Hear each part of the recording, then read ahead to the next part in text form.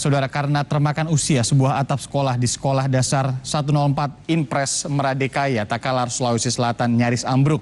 Kejadian ini membuat pihak sekolah mengosongkan ruang kelas dan memindahkan sejumlah siswa ke tempat lain agar aktivitas proses belajar mengajar bisa tetap berjalan aman.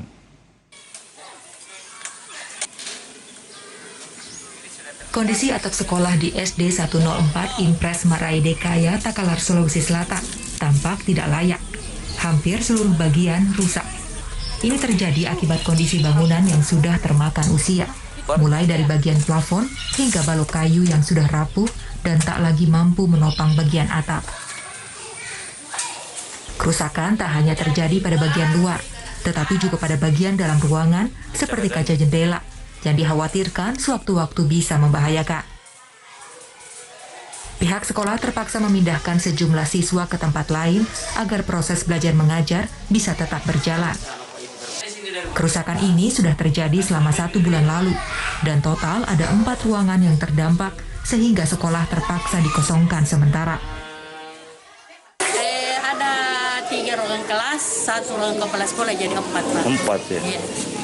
Ini memang kondisinya sudah mau, kalau kita lihat. Tidak bisa lagi sudah mau roboh, Pak. Mau roboh? Iya.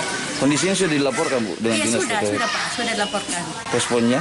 Iya, tapi katanya di sana ya akan ditindaklanjuti segera. Akan ditindaklanjuti segera. Katanya tahun 90-an pernah direhab. Terakhir kalinya itu? Setelah itu tidak pernah lagi. Sekolah dasar ini diketahui terakhir kali melakukan perbaikan pada tahun 1990 lalu, dan sejak itu belum ada renovasi lagi. Kondisi bangunan sekolah yang tak layak ini sudah dilaporkan oleh pihak sekolah kepada Dinas Pendidikan Kabupaten Takalar.